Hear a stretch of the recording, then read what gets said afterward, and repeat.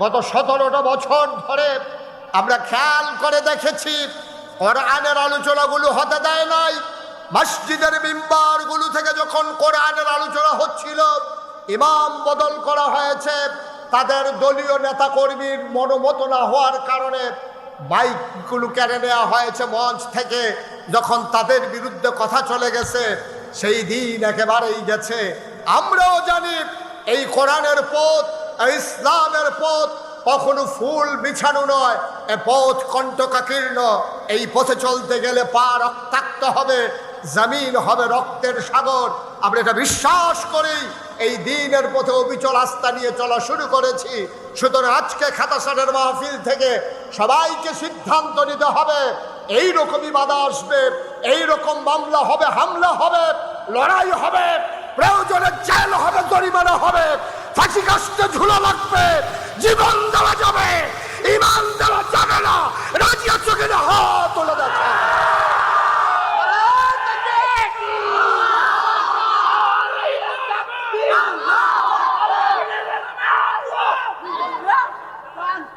সবাই পড়ে না আমিন, জোরে পড়ে না আমিন।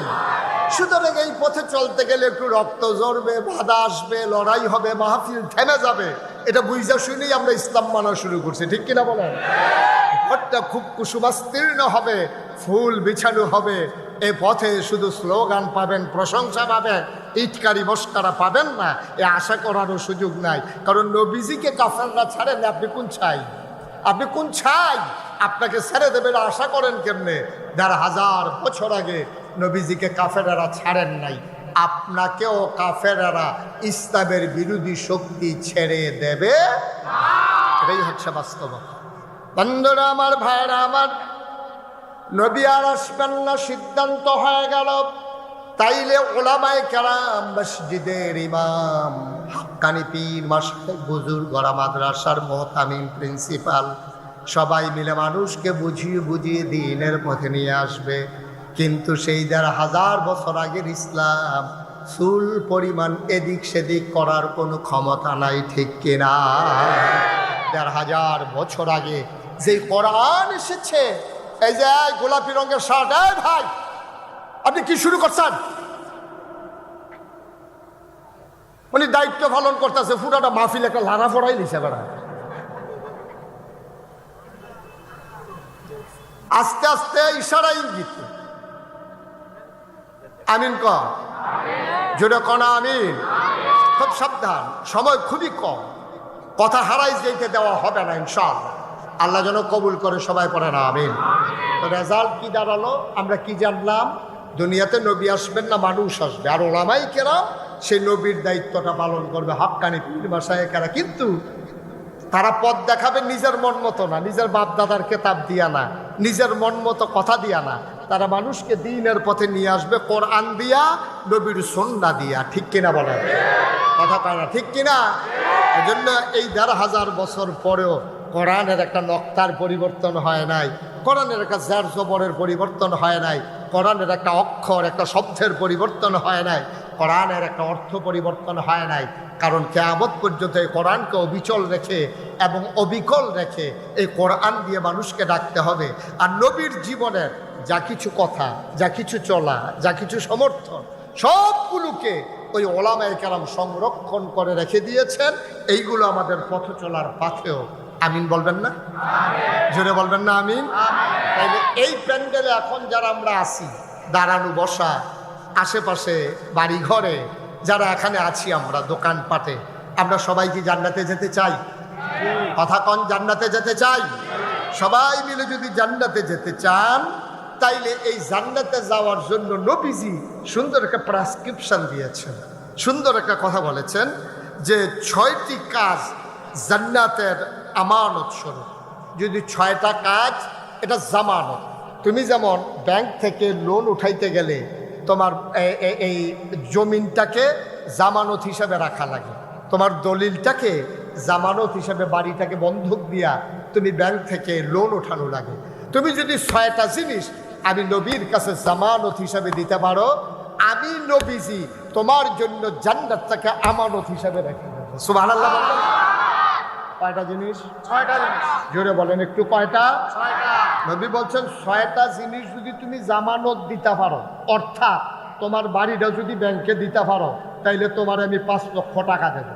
তো নবী বলছেন তোমার 6টা জিনিস তুমি জামানত রাখবা, আর আমি তোমার জন্য আমানত রাখবো আল্লাহর জান্নাত। সুবহানাল্লাহ বলবেন না? তাহলে 6টা জিনিস দ্রুত জানা ফেলে অসুবিধা না সুবিধা? 6টা জিনিস আমরা খুব দ্রুত জেনে ফেলবো। আবু হুরায়রা রাদিয়াল্লাহু তাআলা আনহু থেকে বর্ণিত, তিনি বলেন নবী করিম সাল্লাল্লাহু আলাইহি ওয়াসাল্লাম তার সামনে এরকম লোক বসে আছেন, অনেক লোকজন সামনে বসে আছেন, সবাইকে তিনি ডেকে বললেন, শুনো, 6টা জিনিস তোমরা জামানত দাও, আমি তোমাদের জান্নাতের জিম্মাদার হব। তা আমরা যেমন পেরেশানি নেই, ওনাদের পেরেশানি ছিল, ওনারা জান্নাত চিনছে, জাহান্নাম চিনছে, আল্লাহর ভয় ছিল, তারা বিশ্বাস করত। আমাদের মানুষগুলো বিশ্বাস কতটুকুন করে আল্লাহই ভালো জানে। তো নবীজি বললেন, কয়টা জিনিস না? 6টা জিনিস দাও, আমি তোমাদেরকে জান্নাতের আমানত হিসেবে আমি রেখে দেব। 1 নম্বরে 6টা জিনিসের ভিতরে 1 নম্বর হলো নামাজ আদায় করা। নামাজ, কথা খারাপ, নামাজ। এখন যে সবাই, আমি যখন জিজ্ঞেস করলাম জান্নাতে কি যেতে চান, সবাই চিৎকার করে দিচ্ছেন, শুধু হাত উঠাইতে বলি নাই বইলা বললাম উঠান নাই। কিন্তু এই প্যান্ডেলটার ভিতরে এখন যারা আছেন, মাগরিবের নামাজ কারা কারা পড়েন নাই, যদি আমি এখন জিজ্ঞেস করি আর সত্য যদি বলেন আর কি, তাইলে অর্ধেকের বেশি হাত উঠবে যে মাগরিবের নামাজ আপনি পড়েন নাই। যে ঠিক কইছে হ্যান্ড দিয়ে মনে হয় শুরু হয়েছে। না না, উনি ওই অন্যরা উৎসাহিত করার লেগা কইছে, উনি নামাজ ছাড়ি না বেড়া না, উনি আন্দাজ করছে আমার তার লগে মিলছে ওনার সাথে, ঠিক কিনা কন?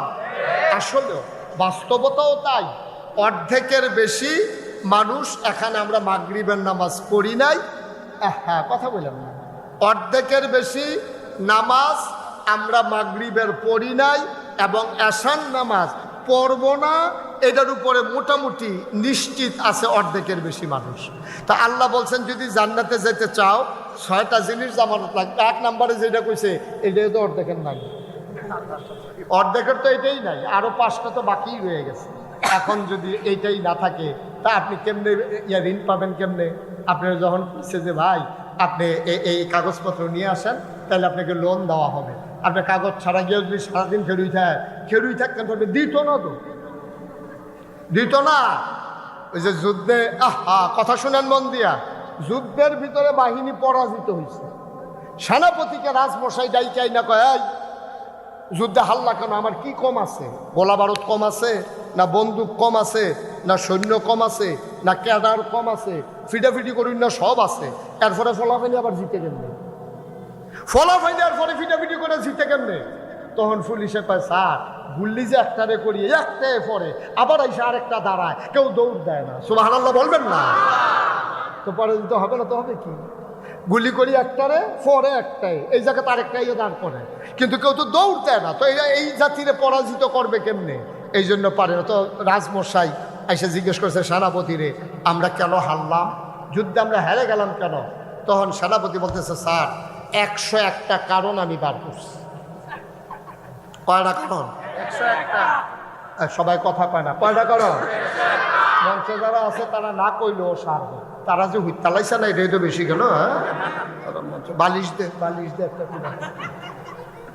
সবাই একটু কথা কইেন, আমিন কর। আমি তো খেয়াল করি নাই, আমার আদরের, আমার হৃদয়ের গভীরতম প্রদেশে জায়গা, আমার দরবারের বিশিষ্ট মাজলিসের সুরার সদস্য, আপনাদের প্রিয় মানুষ হাজি মঞ্জু আপনাদের মাঝে এসে হাজির। আলহামদুলিল্লাহ বলবেন না? আলহামদুলিল্লাহ। আবার এই ঘরুয়া হোটেলের মালিক এই মনির সাহেব আছে, অনেক লোকজন আছে, ইমাম সাহেব তো আছি, তাদের কথা বলছি, আমিন কর। যেই কথাটা বলতেছিলাম, যুদ্ধে হারার কয়টা কারণ? 101টা। আরে কথা কয় না তো, রাজমশাই কয় 1 নাম্বারটা কও। কয় 1 নাম্বার কারণ হইলো আমরা যে গোলা বারুদ দিয়ে যুদ্ধ করব, গোলা বারুদ সব পানিতে ভিজে গেছে। রাজমশাই কয় আল্লাহর জন্য একটাই সারবো, এই একটাই সারবো, আর 100টা রাখা দাও। যে একটা কইছো, তারপরে আর যুদ্ধে জিতনের তো কোনো সম্ভাবনা নেই, গোলা বারুদ সব পানিতে ভিজে গেছে, তো গুল্লি করার ক্ষমতা নেই, তোমরা জিতবা কেন? তোমরা যে মাইর খাইয়া বাইতেছো না, এটাই তো নিশ্চিত, ঠিক কিনা কন? তাইলে আমরা 6টা জিনিস যদি জামানত রাখতে পারি, আল্লাহ নবী জান্নাত আমানত রাখবে। তাইলে 1 নম্বরের যখন ধরা খাইছি, বাহি 5টার আর দরকার নাই, রেডি হয়ে গেলাম জাহান্নামে যাওয়ার লিগে। জান্নাতে যাওয়ার আর কোনো সম্ভাবনা আমাদের, ঠিক কিনা কন? তাহলে কয়টা না কথা না কয়টা? এক নম্বরে হলো বন্ধুরা আমার, ভাইরা আমার, একটা মানুষ যখন কয় লা ইলাহা ইল্লাল্লাহ মুহাম্মাদুর রাসূলুল্লাহ, আমি বিশ্বাস করে নিলাম আল্লাহ ছাড়া কোনো ইলাহা নাই, আল্লাহ ছাড়া কোনো মাবুদ নাই, আল্লাহ ছাড়া কোনো মাশুক নাই, আল্লাহ ছাড়া কোনো মওজুদ নাই, আল্লাহ ছাড়া কোনো মাকসুদ নাই, আল্লাহ ছাড়া আমার কেউ নাই, এটা যখন আপনি বিশ্বাস করলেন মুহাম্মাদুর রাসূলুল্লাহ, মুহাম্মদ হচ্ছে আল্লাহর রাসূল, এই কথা বিশ্বাস যখন মানুষটা করলো, জুমার আগে দিয়া জোহরের আগে একজন হিন্দু দিনের 12টায় ইসলাম গ্রহণ করলো, 12:15 জোহরের আজান পড়ে গেল। এখন যে মানুষটা 12টায় ইসলাম গ্রহণ করলো, 12:15 আজান পড়ে গেল, যেই মানুষটা কাফের থেকে মুসলমান হলো, তার 1 নাম্বার দায়িত্ব হলো নামাজ। আপনি যে মুসলমান, এটা তো গায়ে লেখা থাকে না, এটা তো গায়ে লেখা থাকে না। কয় হুজুর, গায়ে লেখা না থাকলেও থোতার দাড়ি থাকে, মাথার টুপি থাকে, গায়ে পাঞ্জাবি থাকে না। এই থোতার দাড়ি আর মাথার টুপি আর গায়ের পাঞ্জাবি মুসলমানের লক্ষণ না। মুসলমানের লক্ষণ হচ্ছে ঈমান আনার পরে 1 নম্বরে নামাজ। সুবহানাল্লাহ বলবেন না? দাড়ি তো রবীন্দ্রনাথ ঠাকুরের আছে, আপনি টিকি দাড়ি হেবার আর দাড়ি কাটলে 15-20 জনের হাওলাত দেওয়া যাইব। হেই বেড়ায় দাড়ি লইয়া ইমানদার হইতে পারে নাই। এইরকম টুফিওয়ালা দেখবেন, এমন টুপি 2.5 হাতের মতো উফরি দিয়া লম্বা, এই টুপি কাটলে আরো 15-20টা টুপি বানান যাইব। পাঞ্জাবি এরকম অনেক আছে লম্বা। আমি বলি লম্বা পাঞ্জাবি বানানোর জন্য ইমান লাগে না, 1.5 গজ কাপড় বেশি লাগে, ঠিক কিনা কম? আপনি বাচ্চা পাঞ্জাবি কিনে আনছেন দোকানতে রেডিমেড, আপনি এটা লম্বা বানাইতেন স্যার, তো এটা রেডিমেড কিনা নাই না, দর্জির দোকান কইবেন যে একেবারে এই টাকনু পর্যন্ত তুই আমার পাঞ্জাবি কয় গজ লাগবো, তো হাতে যেই যত গজ কাপড় করবে এত গজ দিবেন, তো এত লম্বা পাঞ্জাবি। লম্বা পাঞ্জাবির লেগে বড় হুজুর লাগে না, দাড়ি রাখার জন্য ইমান লাগে না। কোন বেঈমান কাফের যদি মনে করে আমি আর দাড়ি কামাবো না, তো এত কয়দিন পরে তার দাড়ি হয়ে যাবে। টুপি মাথার দেওয়ার জন্য 10 টাকা দিয়ে টুপি পাওয়া যায়। আর আপনি যদি মনে করেন টেহাও লাগতো না, অনেক মসজিদও দেখবেন টুপি টাঙ্গাই রেহে, মাথার দিয়া মনে নাই কই আটতে আটতে বাজ যাইবেন গা, খুলতেন মনে নাই। এটা দিকে আপনার কি ভাসুই বলে কি টুপির লিগে? টুপির জন্য ইমান দরকার নাই, দাড়ির জন্য ইমান দরকার নাই, পাঞ্জাবি গায়ে দেওয়ার জন্য মুসলমান হওয়া দরকার নাই। অনেক কাফের বেদিন পাঞ্জাবি গায়ে দেয়, অনেক কাফের বেদিন টুপি মাথায় দেয়, অনেক কাফের বেদিন টুপি রাখে কিন্তু না দাড়ি রাখে। এখন যদি বলেন মুসলমান হতে হলে কি হওয়া লাগবে, ওই যে বললাম 12টা ইমান এনেছো, 12:15 আজান পড়েছে, 1 নম্বরে তোমার নামাজ লাগবে, ঠিক কিনা? আচ্ছা, আপনি যদি বলেন যে হুজুর আমি ইমানদার, নামাজ পড়ছি না, নামাজ পড়লাম না, আমি ইমানদার, সমস্যা আছে? হ্যাঁ সমস্যা তো আছে। আমার কথা না তো, আল্লাহ নবী বলেছেন 1500 বছর আগে, মান তারাকা সালাতা মুতাআম্মাদান ফাকাদ কাফারা। নবীজি কয় যে ব্যক্তি হাসতে হাসতে ইচ্ছাকৃত নামাজ ছেড়ে দিয়েছে, ইচ্ছা করে যেই ব্যক্তি নামাজ ছেড়ে দিয়েছে, নামাজ ছাড়া যাবে কয়েকটা কারণে। তুমি বেহুশ হয়ে গেছো, তোমার হুশ নাই, তোমার নামাজ তোমার উপরে তখন আর ফরজ নাই, তুমি ঘুমিয়ে পড়েছো, ডাকার মতো কেউ নাই, নির্জন নিরিবিলি কোনো বনভূমিতে কোনো মরুভূমিতে তুমি একাকী ঘুমিয়ে পড়েছো, তোমার ডাক দেওয়ার কেউ নাই। তুমি নামাজ না পড়লা কেন, এটার জন্য তোমার জবাব দিতে হবে না, যেহেতু তোমার ডাকার কেউ ছিল না। তুমি পাগল, তোমার নামাজ পড়া লাগবে না। তুমি নাবালক, তোমার নামাজ পড়া লাগবে না। নাবালক, পাগল, ঘুমন্ত আর হইল যে মানুষ, হ্যাঁ কি অজ্ঞান, বেহুশ, থ্যাংক ইউ, এই যে মনে রাখছে, উনি না থাকলে তো ওয়াল ঢাকায় তুই গেল কইল মার হাবা কয় না রে। চারজন ব্যক্তি ছাড়া কেউ যদি ইচ্ছাকৃত নামাজ ছেড়ে দেয়, মান তারাকা সালাতা মুতাআম্মিদান ফাকাদ কাফারা, যে নামাজ ছেড়ে দিল সে সাথে সাথে কাফের হয়ে গেল। মুশতাক ফয়জির কথা না, আমার নবীজির কথা, ঠিক কিনা বলেন? তাইলে টুপি মাথায় দিয়া তো আপনি এই কথা বলতে পারবেন না আমি মুসলমান। এটা একটা শিয়া, একটা চিহ্ন, একটা আলামত, কিন্তু আর মানে আপনি মুসলমানের পরিপূর্ণ আলামত না, এক নম্বরে নামাজ। এজন্য আল্লাহ তাবারক ওয়া তাআলা বলেন আকিমুস সালাহ, এইরকম বারবার বলেছেন। তোমরা কি ইমানদার চিনতে চাও? যদি ইমানদার চিনতে চাও, ইউমিনুনা বিল গায়ব ওয়া ইয়াকিমুনাস সালাহ, তারা অদৃশ্যের উপরে ঈমান আনে আর নামাজ কায়েম করে। কোরআনুল কারিমে 18 পারায় প্রথম সূরা সূরা মুমিনুন আল্লাহ কয় কাদ আফলাহাল মুমিনুন আল্লাযীনা হুম ফি সালাতিহিম খাশিউন। কোরআনুল কারিমে আল্লাহ কয় আকিমুস সালাহ ইন্নাস সালাতা তানহা আনিল ফাহশাই ওয়াল মুনকার। এভাবে নানানভাবে আল্লাহ নামাজের কথা বলেছেন। ও মুসলমান, আমরা যাও নামাজ পড়ি, যারা নামাজ পড়ি, নামাজ যেমন করে পড়া দরকার ছিল তেমন করে নামাজ পড়া হয়ে ওঠে না, ঠিক কিনা?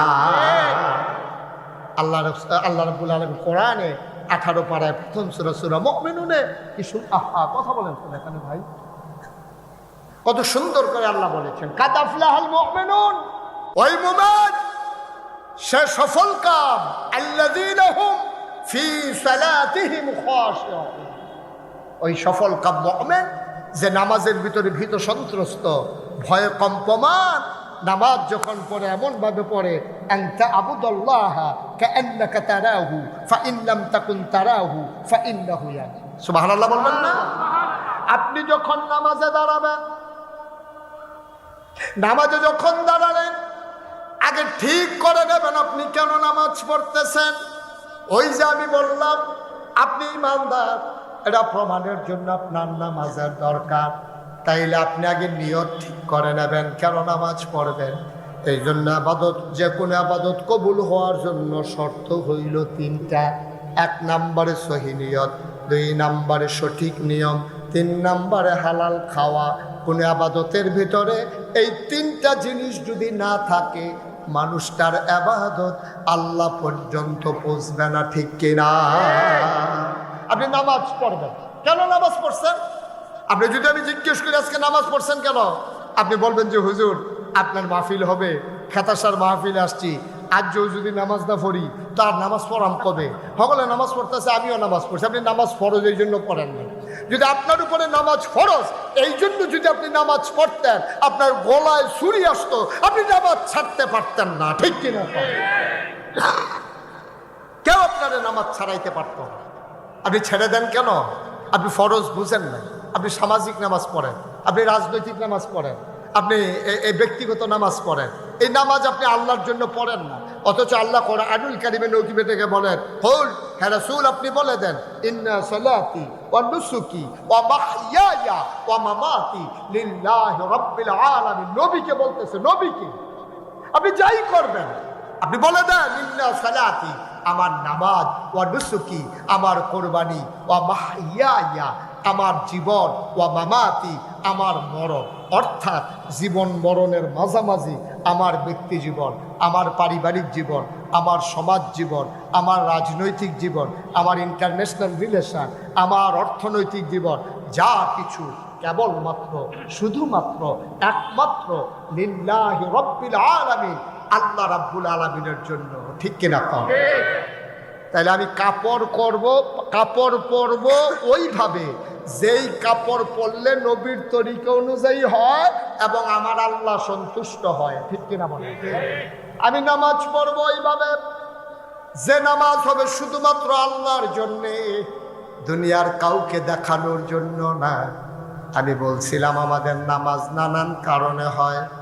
মেয়ে বিয়ের উপযুক্ত, মেয়ের দেখার জন্য ছেলের পক্ষের লোক আসছে, সবাই নামাজি মানুষ, ছেলেও মাদ্রাসায় পড়ে, এখন যদি মেয়ের বাবা নামাজ না পড়ে, নামাজ আর কি বিয়ে হয় নাকি? এখন ওই ছেলের পক্ষ সবাই নামাজ পড়তে গেছে, মেয়ের বাবা জীবনেও নামাজ পড়ে নাই, ওরা গেছে, উনি না যায় কেমনে, জন্য উনিও গেছে। ঠিক।